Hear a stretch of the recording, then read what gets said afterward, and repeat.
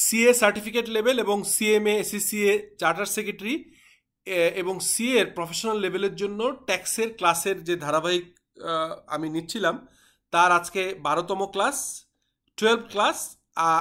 আগের দিনে আপনার নিশ্চয়ই মনে আছে 11তম ক্লাস ছিল হচ্ছে সেকশন 46 নিয়ে, অর্থাৎ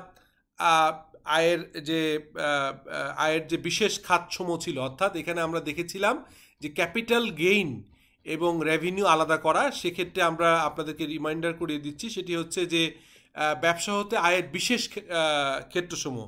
সেখানে আমরা দেখেছিলাম যে কোনো প্রপার্টি যদি ইউজ করা হয় ব্যবসায়, অ্যাসেট, সেটা ইনট্যাঞ্জেবল অ্যাসেট এবং ট্যাঞ্জেবল অ্যাসেট, সেখানে আমরা মূলধনী লাভ এবং ক্যাপিটাল গেইন অথবা ব্যবসায় কোনটা আসবে এটা আমরা ডিসকাশন করেছিলাম।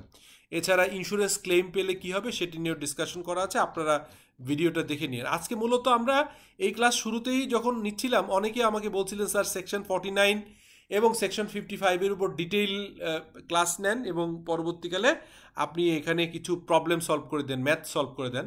সো আজকে আমরা সেকশন 49 নিয়ে ডিসকাস করব, কিন্তু ছোট দুটো সেকশন বাকি আছে। 47 কুইকলি ডিসকাস করি। সেকশন 47-এ বলা আছে কতিপয়ের ব্যবসায়ের মুনাফা পরিগণনা। নিম্নবর্ণিত সারণীর কলাম 2-এ উল্লিখিত হচ্ছে ব্যবসায়ের মুনাফা সারণী কলাম 3 কোন এ বর্ণিত তফসিলের বিধান অনুসারে হবে। অর্থাৎ এখানে এই ব্যবসাগুলোর এভাবে হবে। 1 নম্বরে বিমা ব্যবসা, বিমা বা ইন্স্যুরেন্স বিজনেসের ক্ষেত্রে একটা আমাদের ইনকাম ট্যাক্স অ্যাক্ট 2023-র 4th শিডিউল, চতুর্থ তফসিলে বলা আছে বিমা ব্যবসার মুনাফা বা প্রফিট কীভাবে ক্যালকুলেশন করতে হবে, কি হবে। এরপর আরেকটা হচ্ছে প্রাকৃতিক গ্যাস, খনিজ তৈল বা অন্যান্য খনিজ উত্তোলন এবং অনুসন্ধান। অর্থাৎ এখানে আমাদের যে ন্যাচারাল রিসোর্সেস আছে, এটা আইএফআরএস নিয়েও একটা আলাদা আইএফআরএস আছে, এবং ইন্টারেস্টিংলি হচ্ছে যে ওইটা হচ্ছে আইএফআরএস 6, আর এখানে 5ম তফসিল অর্থাৎ 5th শিডিউলে বলা আছে এই ধরনের ব্যবসা হবে, কিভাবে ক্যালকুলেশন হবে প্রফিটটা। এরপরে হচ্ছে ফটকা ব্যবসা, 48 নম্বর সেকশন। ফটকা ব্যবসায় পৃথকভাবে বিবেচনা। এখানে ফটকা ব্যবসা মানে হচ্ছে লটারি সহ বৈধ জুয়া এই ধরনের কিছু জিনিস আছে। আমরা জানি কোনো ব্যক্তি কর্তৃক কোনো ফটকা কারবার পরিচালিত হইলে উক্ত ব্যক্তির অন্যান্য ব্যবসা হতে পৃথক ও স্বতন্ত্র ব্যবসায়ী হিসেবে বিবেচিত হইবে। অর্থাৎ কেউ যদি বৈধভাবে ফটকা ব্যবসা করে থাকেন, অর্থাৎ স্পেকুলেশন করে থাকেন, সেটি কিন্তু অন্য আয়ের উৎস থেকে ডিফারেন্টলি ট্রিট করতে হবে। এবার আসেন আজকের মূল আলোচনা, সেকশন 49। সেকশন 49 ব্যবসা হতে আয় পরিগণনার ক্ষেত্রে অনুমোদনযোগ্য সাধারণ বিয়োজনসমূহ। আমরা আগের আইনেও দেখেছি যে এখানে সেকশন 28, 29 এবং হচ্ছে 30-তে কী কী অ্যালাউ হবে না এগুলো বলা ছিল। তো সেই জিনিসগুলোই হচ্ছে আমরা এই আইনে এসে দেখলাম যে 5ম খণ্ডের সেকশন 49-এ ব্যবসা হতে আয় পরিগণনার ক্ষেত্রে মানে ইনকাম ক্যালকুলেশনের ক্ষেত্রে কোন খরচগুলোকে সাধারণ বিয়োজন অর্থাৎ ডিডাক্টেবল এক্সপেন্স হিসেবে অ্যালাউ হবে।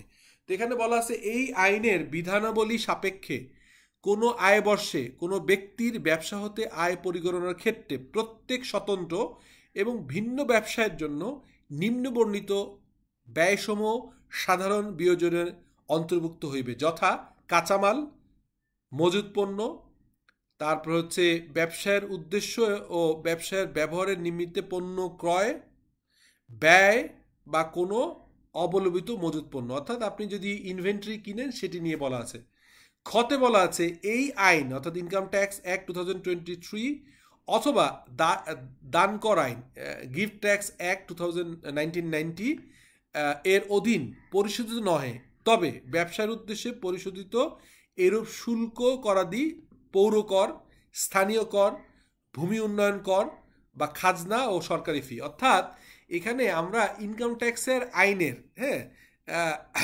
এবং হচ্ছে যে গিফট ট্যাক্স 1990-র আন্ডারে নয়, এইগুলো ছাড়া, অর্থাৎ আপনি কোনো আপনার গিফট করছেন এটা হবে না। এছাড়া ব্যবসায়ের উদ্দেশ্যে আপনি যদি কোনো প্রপার্টি বা কোনো কিছুর এগেনস্টে যদি কোনো রকম শুল্ক করা দিই মানে কর প্রয়োগ মানে ডিউটি অথবা ট্যাক্স পে করে থাকেন, পৌর কর অর্থাৎ আপনার সিটি কর্পোরেশন ট্যাক্স, স্থানীয় কর লোকাল ট্যাক্স, ভূমি উন্নয়ন কর ও বা খাজনা এবং সরকারি ফি। অর্থাৎ আমরা জানি ঢাকা শহর বা অন্যান্য শহরে সিটি কর্পোরেশন সহ যেগুলো স্থানীয় ভূমির যে কর খাজনা এগুলো অ্যালাউয়েবল এক্সপেন্ডিচার হিসেবে আপনি দেখাতে পারবেন। গতে বলা হচ্ছে প্রথম ইনভেন্টরি বলা হলো, সেকেন্ডটা বলা হলো বিভিন্ন রকম লোকাল ট্যাক্স, ভূমি উন্নয়ন কর, পৌরসভার tax, city corporation tax. Third গতে বলা আছে ব্যবসার উদ্দেশ্যে ব্যবহৃত ভূমি বা আঙিনার জন্য পরিশোধযোগ্য ভাড়া, উন্নয়ন এবং সংরক্ষণ ব্যয়। আপনি যদি আপনার সংরক্ষণ ব্যয়, আপনি যদি আপনার প্রোডাকশন ফ্যাক্টরি অথবা আপনার হচ্ছে যদি অফিস যদি কোনো রেন্টেড হয়, সেই রেন্টেডের যে ভাড়া পেমেন্ট করবেন সেটাও অ্যালাউয়েবল এক্সপেন্ডিচার হিসেবে, অ্যাডমিসেবল এক্সপেন্স হিসেবে আপনি দেখাতে পারবেন। গতে বলা আছে 4 নম্বর, এই আইনের অধীন চাকরি হতে আয় হিসেবে পরিগণিত হয় এরূপ সকল প্রকার ব্যয়, কল্যাণ ব্যয়, পারিশ্রমিক। অর্থাৎ আপনি যদি ব্যবসা করেন, আপনার এমপ্লয়ীদের যে তারা এমপ্লয়িরা যে টাকাটা পাবে আপনার থেকে চাকরি হতে হয় সেটার খরচ, অর্থাৎ আপনার স্যালারি এক্সপেন্ডিচার, সকল প্রকার ব্যয়, কল্যাণ ব্যয় অর্থাৎ ওয়েলফেয়ার ট্রাস্ট, পারিশ্রমিক, ওয়েজেস মানে স্যালারি, ওয়েজেস, কল্যাণ ট্রাস্টে দেয়া, এগুলো সবগুলো অ্যালাউয়েবল এক্সপেন্ডিচার হিসেবে ধরা যাবে, ধরতে হবে। উমতে বলা আছে 5 নম্বরে সাবসেকশন আপনার 49-এর 5 নম্বর উমতে বলা আছে মেরামত এবং সংরক্ষণ ব্যয় অর্থাৎ রিপেয়ার এবং মেনটেন্যান্স খরচ। চ হচ্ছে ব্যবসার উদ্দেশ্যে কৃত এবং পরিশোধিত বীমা প্রিমিয়াম অর্থাৎ ইন্স্যুরেন্স প্রিমিয়াম, যেটা ব্যবসার জন্য আপনি এটা ইন্স্যুরেন্স প্রিমিয়ামের পলিসি ক্রয় করেছেন এবং সেটা বীমা প্রিমিয়াম দিয়েছেন। ছ হচ্ছে বিদ্যুৎ এবং জ্বালানি সহ অন্যান্য পরিষেবা ব্যয় অর্থাৎ আপনি গ্যাস, ইলেকট্রিসিটি, ইউটিলিটি খরচগুলো, যৌক্তিক যে খরচ আপনার ফ্যাক্টরির জন্য, হেড অফিসের জন্য, এগুলো আপনি হচ্ছে এটাকে অ্যালাউয়েবল এক্সপেন্স হিসেবে দেখাতে পারবেন। জ হচ্ছে পরিবহন ব্যয়, ক্লিয়ারিং এবং ফরওয়ার্ডিং চার্জ অর্থাৎ ইনওয়ার্ড আউটওয়ার্ড ক্লিয়ারিং মানে পরিবহন, ক্লিয়ারিং অ্যান্ড ফরওয়ার্ডিং চার্জ যেটা সিএনএফ এজেন্ট এবং ফ্রেট ফরওয়ার্ডকে দেওয়া হয়, সেটিও অ্যালাউয়েবল এক্সপেন্স হিসেবে আপনি দেখাতে পারবেন। বিক্রয় সংশ্লিষ্ট কমিশন অর্থাৎ আপনি সেলস কমিশন দিচ্ছেন, কোনো দালালি অর্থাৎ আপনি যদি কোনো আপনার আপনি ফিস পে করে থাকেন, আপনি যদি কোনো কমিশন দেন, ডিসকাউন্ট বা ওয়ারেন্টি চার্জ প্রভৃতির খরচ অর্থাৎ আপনি পণ্যের ওয়ারেন্টি গ্যারান্টি দিচ্ছেন, ডিসকাউন্ট দিচ্ছেন, আপনি কোনো রকম কমিশন দিচ্ছেন, আপনি দালালি বা ব্রোকারেজ কমিশন দিচ্ছেন, সেগুলো এক্সপেন্ডিচার হিসেবে অ্যালাউয়েবল হবে। বিজ্ঞাপন এবং প্রচারণা ব্যয় অর্থাৎ অ্যাডভার্টাইজমেন্ট এবং হচ্ছে যে প্রচারণা, আপনি প্রোডাকশনের প্রমোশন যদি করেন, অ্যাডভার্টাইজমেন্ট করেন, সেটি খরচটা আপনার অনুমোদনযোগ্য।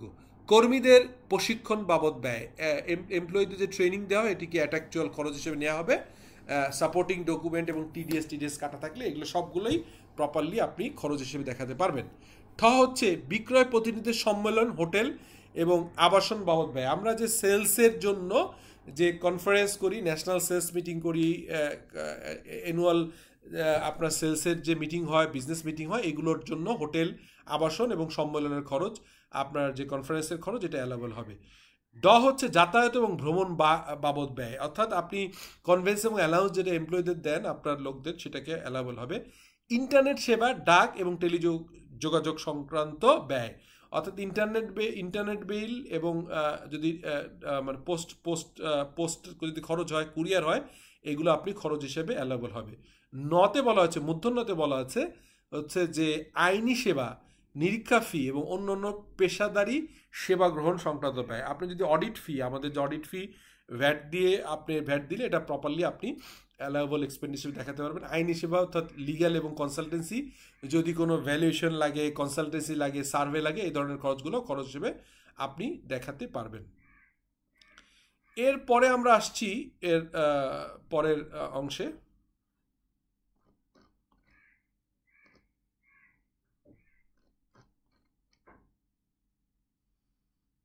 আমাকে একটু একটু সময় দিবেন, এটা কোনো কারণে হ্যাং করে গিয়েছিল। আচ্ছা, তারপরে আমরা দেখলাম হচ্ছে এই পর্যন্ত যে এরপর হচ্ছে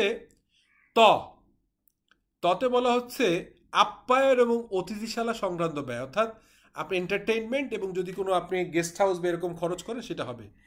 তারপর থতে বলা আছে তৃতীয় তফসিল সাপেক্ষে অর্থাৎ ডেপ্রিসিয়েশন যেটা আছে আপনার অ্যাসেটের উপরে, তৃতীয় তফসিলের সাপেক্ষে বৈদেশিক মুদ্রার নগদায়িত বিনিময় ক্ষতি অর্থাৎ এখানে থার্ড শিডিউলে ডেপ্রিসিয়েশনের বাইরেও বলা আছে যে আপনি যদি আপনার হচ্ছে ফরেন কারেন্সি ট্রানজ্যাকশনাল যে খরচটা হয়, অর্থাৎ ক্যাপিটাল গেইন অথবা লস, যদি ক্যাপিটাল লস হয় অর্থাৎ ফরেন কারেন্সি ফ্ল্যাকচুয়েশন লস হয়, সেইটা আপনি খরচ হিসেবে দেখাতে পারবেন। দতে বলা হচ্ছে কোনো ক্লাব বা বাণিজ্যিক সমিতিতে প্রবেশ ফি সহ বা তাহাদের সুবিধাদির ব্যবহারের জন্য চাঁদা। অর্থাৎ আপনি যদি এমপ্লয়ীদের বা আপনার অর্গানাইজেশনের কাজের প্রয়োজনে কোনো ক্লাব বা বাণিজ্যিক সমিতিতে যদি অ্যাসোসিয়েশন, যেমন আপনার বিভিন্ন অ্যাসোসিয়েশন থাকে, ঢাকা চেম্বার, এফবিসিসি সব বিভিন্ন জায়গায় যে আপনার ট্রেড বডির মেম্বারশিপ ফিস, কোনো ক্লাবের মেম্বার, এগুলো অ্যালাউয়েবল এক্সপেন্ডিচার হিসেবে দেখানো যাবে।